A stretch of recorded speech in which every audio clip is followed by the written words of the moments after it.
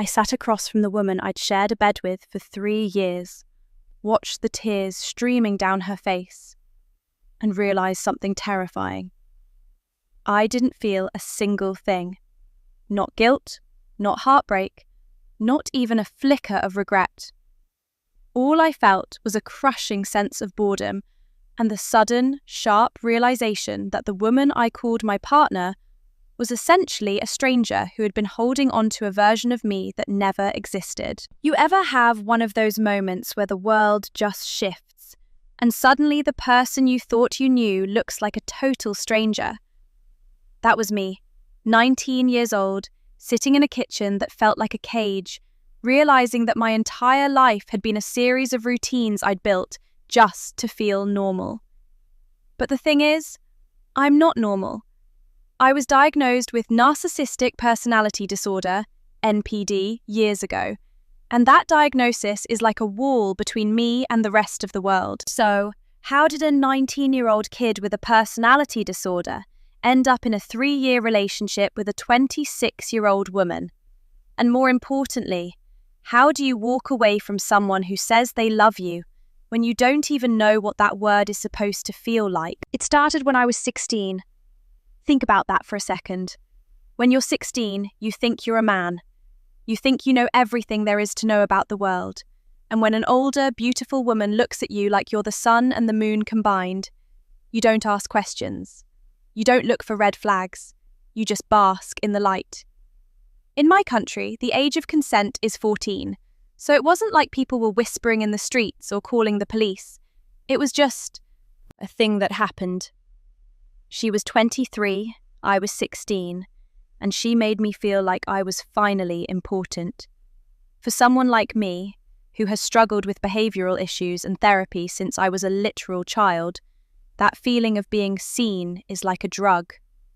People with NPD, we don't just want attention, we need it.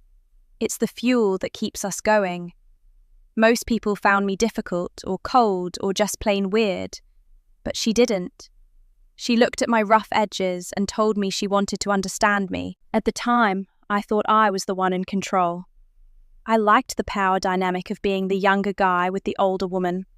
It made me feel sophisticated, like I was ahead of the curve. I didn't see the reality of it. That a 23-year-old looking for a relationship with a 16-year-old is usually looking for someone they can mould, someone who doesn't know enough to see the cracks in their own foundation.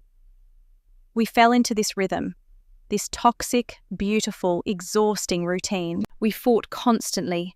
Looking back, those fights were the only times I felt like the relationship was real, because they were high stakes, they were dramatic, they were loud.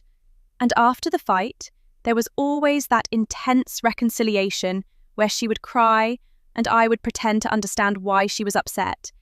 And for a few hours, the house would be quiet. But then I posted our story on Reddit. I didn't expect much. Maybe a few comments telling me I was a jerk, or a few people saying they'd been there. Instead, the post exploded. Thousands of people were suddenly dissecting my life, pointing out things I had been too blind or too arrogant to see. They talked about the age gap. They used words like grooming and manipulation. They pointed out that a 26-year-old should not be relying on a 19-year-old for her entire emotional stability. For the first time, I wasn't looking at my life through my own eyes. I was looking at it through the eyes of thousands of strangers who saw a train wreck happening in slow motion. Reading those comments was like having a bucket of ice water thrown over me. I've been in therapy for years, so I'm used to people picking apart my brain. But this was different. These people didn't have a clinical interest in me. They were just horrified. And honestly, that horror was infectious. I started looking around our apartment, the place we'd shared for so long, and all I saw were the ways I'd been trapped by a routine I'd grown to hate. I realised I wasn't staying because I loved her. I was staying because I liked having someone there to witness me. I liked the convenience. I liked the fact that I didn't have to be alone with my own thoughts. But I'm 19 now. I'm technically an adult, even if I feel like I've lived 3 lifetimes in the last few years. And I realised that if I stayed, I was going to turn into a ghost. I'd be 25, then 30, still sitting in that same kitchen, still watching her cry over things I couldn't feel, still pretending to be someone I wasn't. The NPD makes it hard for me to put anyone above myself. That's just the reality of my brain. I don't feel in love the way you see it in the movies. I don't get butterflies. I don't feel a physical ache when she's gone. I just feel a sense of completion when someone is there, and a sense of annoyance when they aren't. It's selfish. I know that. I'm not here to play the victim or pretend I'm some misunderstood hero. I'm a guy who was diagnosed with a disorder that makes me centered on my own needs, and I was in a relationship with a woman who needed to be needed. It was a perfect storm of toxicity. The night I decided to end it, the air in the apartment felt heavy, like it was saturated with all the words we hadn't said. She was talking about something mundane, maybe what we were going to have for dinner, or some drama at her work, and I just looked at her. I didn't wait for a break in the conversation. I didn't try to lead up to it with a, "we need to talk." I just said it.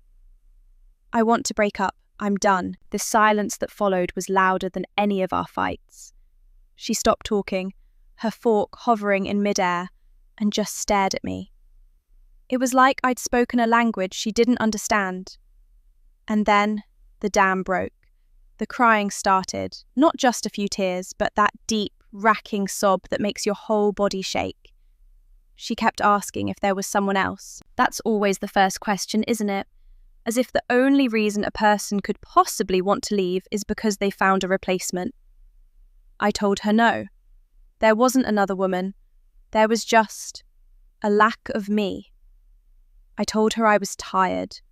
I was tired of the fighting, tired of the expectations, tired of the role I was playing. I didn't bring up the age gap. I didn't bring up the things the people on Reddit said. What would be the point? She already knew I didn't love her in the way she wanted. We talked about my diagnosis before. She knew my brain didn't work like hers. She'd stayed anyway, thinking she could be the one to change me, the one to crack the shell and find the real me underneath. But this is the real me. There is no hidden version of me that's secretly a hopeless romantic. There's just this, a guy who is trying to figure out how to exist in a world built for people who feel things he can't. Once the crying stopped, the anger moved in. It was like watching a weather front change. The sorrow vanished and was replaced by this sharp, biting vitriol. She started listing every mistake I'd ever made, every time I'd been cold, every time I'd been selfish, every time I'd put myself first. And she wasn't wrong. I won't sit here and pretend I was a perfect boyfriend. I was toxic. I was distant. I was exactly what my diagnosis suggested I would be. But as she yelled, I realized she was acting like I was responsible for her entire emotional well-being. She was 26 years old, screaming at a 19-year-old because her world was falling apart. And in that moment, I felt a strange sense of clarity. We were both drowning, and we'd just been pulling each other under for 3 years. The morning after the breakup was the quietest morning of my life. You'd think there'd be this massive explosion of energy, or that the air would feel lighter now that the truth was out. But it didn't. It just felt heavy. It felt like walking through waist-deep water. I woke up on the couch, my neck stiff from the awkward angle of the cushions, and for a split second, I forgot. I reached for my phone, thinking about what we were going to do that day, before the memory of her screaming at me hit me like a physical punch to the gut. Not because it hurt my feelings, but because it reminded me that my entire routine, the thing I had spent 3 years perfecting, was officially dead. And that's the thing about having NPD that people don't really get. When you lose a relationship, you're not necessarily grieving the person, you're grieving the structure.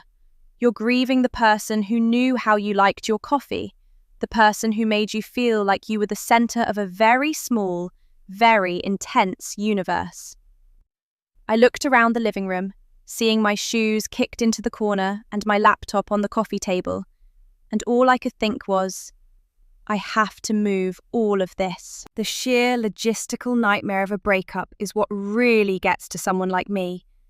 It's the annoyance of having to find a new place to exist, a new person to mirror, a new audience for the performance of my life. For the next few days, the apartment turned into a psychological war zone. We were still living together because, let's be real, I'm 19.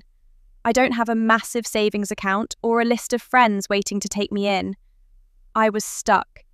And being stuck with someone who hates you, but also kind of still wants you, is its own special kind of hell. She would go through these cycles. 1 hour, she was a ghost. She'd stay in the bedroom with the door locked, and I'd only hear her moving around when she went to the kitchen to get water. She wouldn't look at me. She wouldn't speak. It was like I had already been erased from the lease. But then the cycle would shift. Suddenly she'd come out of the room, and she'd be nice. Not just normal nice, but performatively nice. She'd ask if I'd eaten. She'd offer to make me something. And then, the most confusing part happened. She'd make a move. She'd sit a little too close to me on the couch, or she'd wear something she knew I liked, or she'd let her hand linger on my shoulder while she walked past. It was manipulative, and even with my diagnosis, I could see it for what it was. She was trying to reset the clock. She was trying to use the physical connection we had to bypass the fact that I'd just told her I didn't want to be with her anymore. It was honestly just annoying. I found myself getting angry, not because she was sad, but because she was being inconsistent. I like things to be clear. I like to know what the rules of the game are.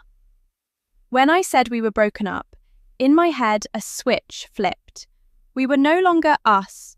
We were just two people sharing a space until I could get my stuff out. But for her, the breakup was a negotiation. She thought if she could just find the right angle, the right combination of tears and affection, she could win me back. She didn't realize that once I'm done, I'm truly done. There isn't a maybe in my vocabulary when it comes to people. I spent a lot of time those first few days just staring at my phone, rereading the comments on my Reddit post. It's a strange thing having thousands of strangers act as your moral compass. One comment in particular stuck with me. Someone said that I wasn't just a narcissist, I was a kid who had been trapped in an adult's life before I was ready. They talked about how at 16, your brain isn't even fully formed, and having a 23-year-old step in and become your entire world is a form of control, whether she meant it to be or not. I started looking at our 3 years together through that lens. Did she love me, or did she love the fact that I was someone she could fix? I've been in therapy since I was a kid. I have behavioural issues that make me difficult to deal with. Most people my age wouldn't have tolerated me for a week, let alone 3 years. And she used to hold that over me. Not in a mean way, but in a nobody else will ever understand you like I do kind of way. It was a golden cage. She made me feel like I was lucky to have her, because who else would want a guy who can't feel love? Who else would put up with the coldness, the ego, the constant need for validation? But sitting on that couch, watching her try to flirt with me while her eyes were still red from crying, I realized that she was just as broken as I was. She didn't want a partner. She wanted a project. She wanted to be the hero in a story about saving a troubled young man. And by breaking up with her, I wasn't just ending a relationship. I was firing her from the only role she knew how to play. The atmosphere in the house became stifling. Every time I heard her bedroom door creak open, my heart didn't race with excitement. It sank with dread. What version of her was I going to get this time? The screaming banshee who listed my every flaw, the mourning widow who wept into her cereal, or the seductress who thought she could sex me into staying. It was exhausting. I started spending as much time as possible outside, just walking around the city, sitting in parks, anything to avoid that four-walled pressure cooker. I finally called my sister. We aren't incredibly close. My family has always had a complicated relationship with me, because of my diagnosis and the way I acted growing up. But she's the only person I have left. I told her what happened. I didn't give her the full Reddit version of the story, but I told her it was over and I needed a place to go. There was this long pause on the other end of the line. I could almost hear her weighing the pros and cons of letting me back into her life. I've burnt bridges before. I've been the difficult brother for a long time. You can stay for a few days, she finally said. Maybe a week, just until you get your feet under you. It wasn't a warm welcome, but it was a lifeline. I started packing my things into trash bags. I didn't have much, mostly clothes, my laptop, a few books. It's funny how little you actually own when you've been living in someone else's world. Most of the furniture was hers. The plates were hers. The memories were hers. I was just a tenant who had stayed too long. As I was stuffing my t-shirts into a bag, she walked into the room. She stood in the doorway watching me, and the silence was different this time. It wasn't angry or sad. It was desperate. "You're really doing this?" she whispered. I didn't look up. "I told you I was." "But where are you going to go? You have no one. You've said it yourself 100 times. Everyone else leaves you. I'm the only one who stayed." I stopped packing and looked at her. That was it. That was the hook she'd been using for 3 years. The idea that I was inherently unlovable and she was my only hope. It was a powerful lie. It was a lie that had kept me there through every fight and every moment of boredom. But the Reddit comments were still echoing in my head. "You're 19. You have your whole life. You aren't a monster. You're just someone with a condition that you're working on." "My sister," I said shortly. "I'm going to stay with her." Her face fell. She didn't think I had an out. She thought she had the only key to my cage. When she realized I was actually leaving, the nice act vanished instantly. The anger came back, but this time, it was colder. It was the anger of someone who had lost their power. "Fine," she spat. "Go. See how long she lasts with you. See how long it takes before she remembers why the rest of the family doesn't talk to you. You'll be back. In a month, you'll be calling me because you're lonely and you have no one else to tell your stories to." I didn't answer. I just zipped up the bag. But inside, I felt a flicker of something I hadn't felt in a long time. It wasn't love, and it wasn't even anger. It was a strange, cold form of determination. I was tired of being the troubled kid. I was tired of being someone's project. I just wanted to be me, whatever that looked like. Even if me was someone who struggled to connect, I wanted to do it on my own terms. I moved the last of my bags to the front door. The apartment felt different now. Smaller, cheaper, less like a home and more like a stage set after the play has ended. She was back in the bedroom, and I could hear her muffled crying through the door. For a second, just a split second, I felt a twinge of something that might have been pity. But then I remembered the way she'd looked at me when she said I'd be back. She didn't want me to be happy. She wanted me to be dependent. I walked out the door and didn't look back. But as I stood on the sidewalk, bags in hand, waiting for a ride to my sister's, the weight of what I was doing finally hit me. I was 19. I had a personality disorder that made me feel like an alien, and I was moving into a house where I wasn't really wanted. I was starting from zero.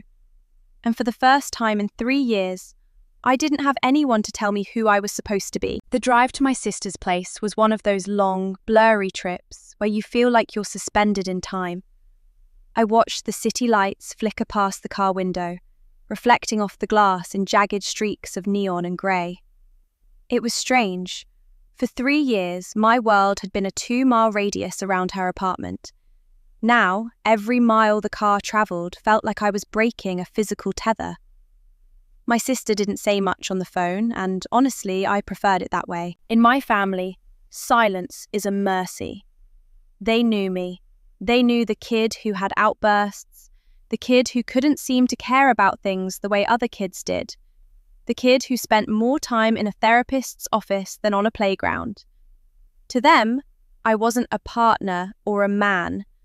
I was a problem that had finally been outsourced to someone else. When I pulled up to her building, it hit me how much of a mess I actually was. I was 19 years old, carrying my entire life in 3 oversized trash bags, standing on a curb in the middle of the night. If this were a movie, this is the part where the sad music would play and the protagonist would have a moment of profound realization. But that's not how my brain works.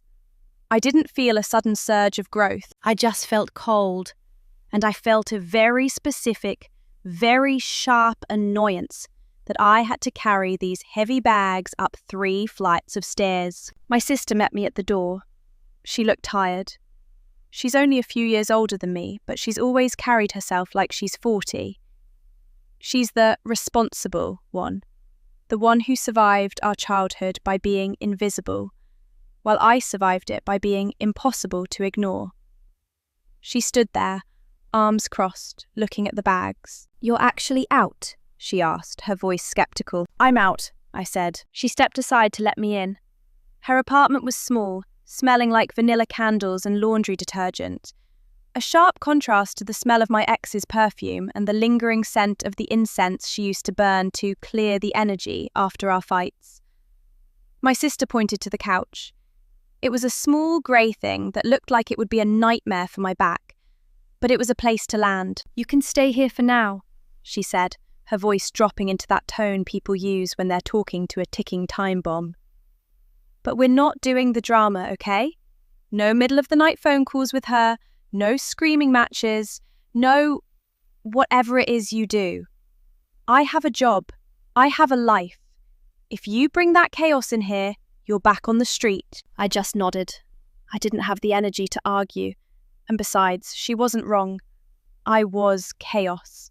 Or at least, that's what everyone had told me for so long that I'd started to believe it. That first night at my sister's was the first time I had been truly alone in years. Even though she was in the next room, the silence was absolute. I lay on that couch, staring at the ceiling, and for the first time, I had to face the reality of my diagnosis without anyone else there to distract me. People hear the word narcissist, and they think of a moustache-twirling villain who loves looking in the mirror. But for me, narcissistic personality disorder isn't about loving myself. It's actually the opposite. It's like having a hole where a self should be. And the only way to fill it is with other people's attention, their reactions, their love, their hate, anything that proves I exist. Without her there to cry over me or yell at me or tell me I was the most important person in her world, I felt thin, like I was made of paper. I realized then how much I had used her. She was my mirror. I looked at her to see who I was supposed to be that day. If she was happy, I was the good boyfriend. If she was crying, I was the misunderstood rebel. Without her, I was just a 19-year-old kid on a grey couch with no idea what he actually liked to eat for breakfast or what he wanted to do with his life. I thought about the Reddit comments again. A lot of people were worried about the age gap, calling her a predator. And looking back, I could see where they were coming from. At 16, I was a kid who had been told my whole life that I was broken because of my MPD. Then comes this 23-year-old woman who tells me I'm not broken, I'm just special. She made my disorder feel like a superpower. She leaned into the toxicity. She wanted the drama. She wanted to be the only person who could handle me. But as I lay there, I realized that I had used her just as much as she might have used me. I liked the power. I liked the fact that an adult woman was at my beck and call. I liked that I could make her cry with just a few cold words. It made me feel strong in a world where I usually felt out of control. We were like 2 gears with broken teeth. We only fit together because we were both damaged. The next few days were a blur of awkwardness. My sister and I moved around each other like strangers in a supermarket aisle. We'd share a brief, "Good morning," or a "Did you finish the milk?" But the tension was always there. She was waiting for me to snap. She was waiting for the old me to come out. The kid who would throw things or scream until his veins popped because he didn't feel heard. But I didn't. I stayed quiet. I went to my therapy sessions over Zoom, sitting in the corner of her kitchen, talking to my therapist about the void. My therapist didn't congratulate me on the breakup. She's known me too long for that. Instead, she asked me, "Who are you when no one is watching?" I didn't have an answer. I still don't. Around day 4, the messages from my ex started getting more intense. It began with the "I hope you're okay" texts. Then it moved to "I can't believe you just leave me like this after everything I did for you." Then came the photos, pictures of us from a year ago, 2 years ago, smiling at the beach or sitting in a cafe. She was trying to trigger the routine brain in me. She knew that I got attached to habits. She was trying to remind me of the comfort of being us. But the more she sent, the more I felt this strange sense of revulsion. It was like looking at a version of myself I didn't recognize anymore. I saw a kid in those photos who looked smug, who looked like he was playing a part. And I saw a woman who looked desperate to believe the lie. I didn't block her. I should have, but I didn't. Maybe that's the NPD still talking. The part of me that still needs to know someone is thinking about me, even if it's in a negative way. I'd look at the messages, feel that little hit of validation that I still mattered to someone, and then I'd put the phone down and go back to staring at the wall. My sister walked in on me one afternoon while I was doing exactly that. She stood in the doorway, her work bag still over her shoulder, and just looked at me. "She's still texting you, isn't she?" she asked. "Yeah," I said. And nothing. I'm not going back." My sister sighed and sat down on the edge of the armchair. "You know, for a long time I hated you. I hated how much space you took up in our family. Everything was always about your episodes or your therapy or why you couldn't just be normal. I thought you were just a selfish brat who liked hurting people." I didn't say anything. What was there to say? She was right. "But then I saw you with her," my sister continued, her voice softer now. "I saw you at that Thanksgiving dinner 2 years ago. I saw the way she looked at you. It wasn't love, kid. It was ownership. She looked at you like you were a prize she'd won. And I realized that as much as you might be a narcissist, you were also just a kid. You didn't stand a chance with her." That hit me harder than any of the Reddit comments. Hearing it from someone who actually knew me, someone who had every reason to want the worst for me, made it real. I wasn't just a monster. I was a person who had been caught in a loop. "I'm trying to change," I said. And for once, it didn't feel like I was saying it just to get a reaction. I actually meant it. "I know you are," she said, "but don't do it for her. And don't do it for me. You need to figure out how to exist without needing someone to tell you you're there." That night, I went for a walk. It was cold out, the kind of cold that makes your lungs ache when you breathe in too fast. I walked past the shops and the houses, looking at all the people living their lives, and I felt like a ghost. But it wasn't a bad feeling. For the first time in my life, I wasn't the center of the story. I was just a guy in a hoodie, walking down a street, invisible to the world. And honestly, it was the most peaceful I'd ever felt. But the peace didn't last. When I got back to the apartment, there was a car parked out front. A car I recognized. A car that shouldn't have been there. My heart did a slow, heavy thud against my ribs. Not out of love, out of fear. Because I realized that she wasn't going to let the routine die without a fight. I stood there at the edge of the sidewalk, the yellow glow of the streetlight hitting the hood of her car, and I felt this cold, buzzing sensation in my limbs. It wasn't love. It wasn't even that rush of importance I usually get when someone goes out of their way for me. It was pure, unadulterated dread. You see, for a person with my diagnosis, control is everything. I had spent 3 years thinking I was the one holding the leash.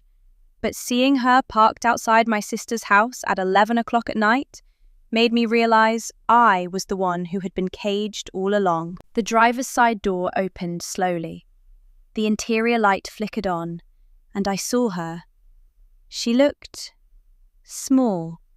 That's the only way I can describe it.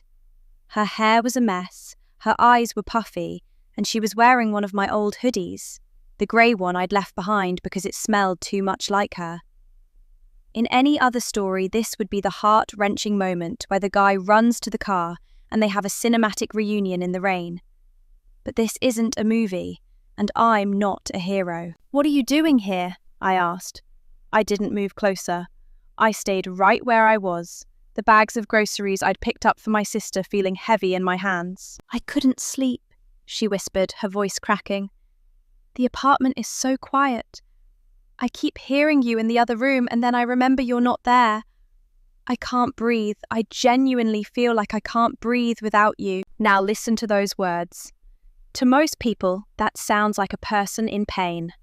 It sounds like love. But to me, sitting there with my therapist's voice echoing in the back of my head, it sounded like a threat. It sounded like she was placing the weight of her entire existence back on my shoulders. It's a classic move, the hoovering tactic. When the source, that's me in this scenario, leaves, the other person tries to suck them back in by playing on their guilt. The problem is, I don't really have a lot of guilt to play with.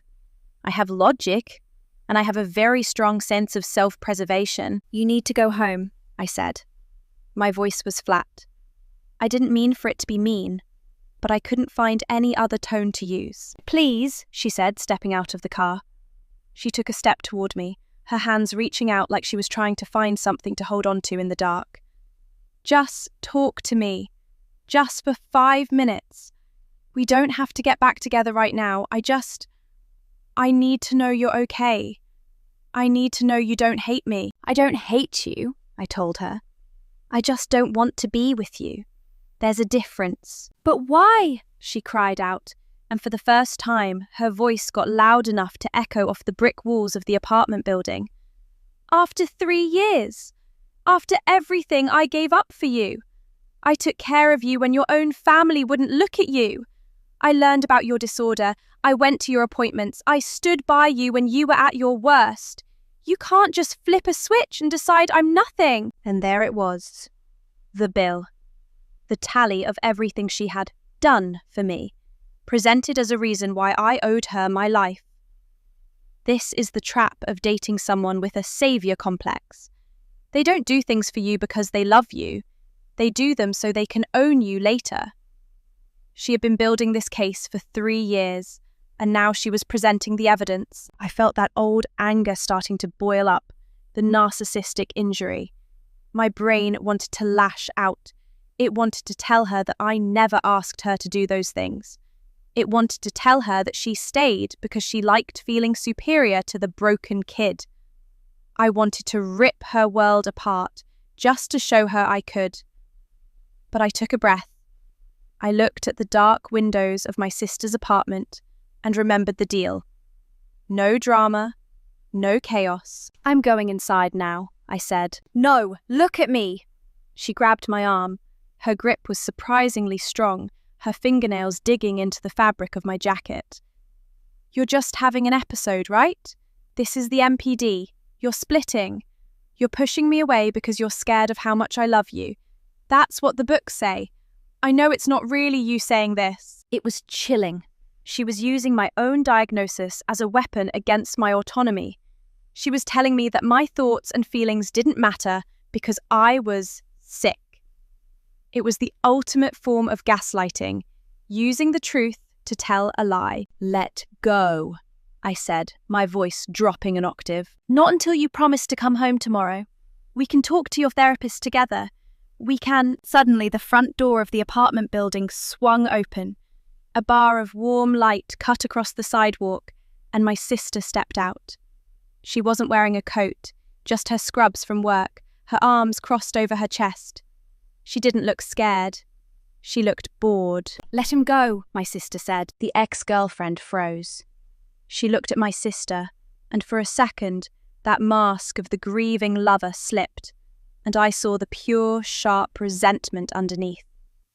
"This is between us, Sarah," Stay out of it. Actually, my sister said, walking down the steps with a slow, deliberate pace, it's between you and the police if you don't get in that car and leave. This is my property. He lives here now. You are harassing a 19-year-old on my doorstep at midnight.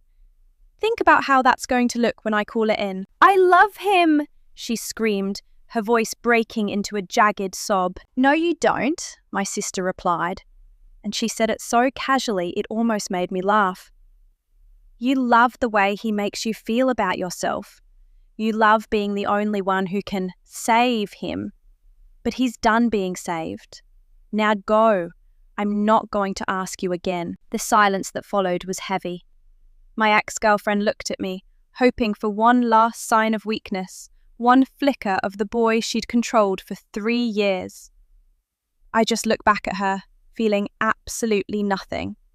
The void was there, wide and empty, and for the first time, I was glad for it. It was my armor. She finally turned, her shoulders slumped, and got back into the car.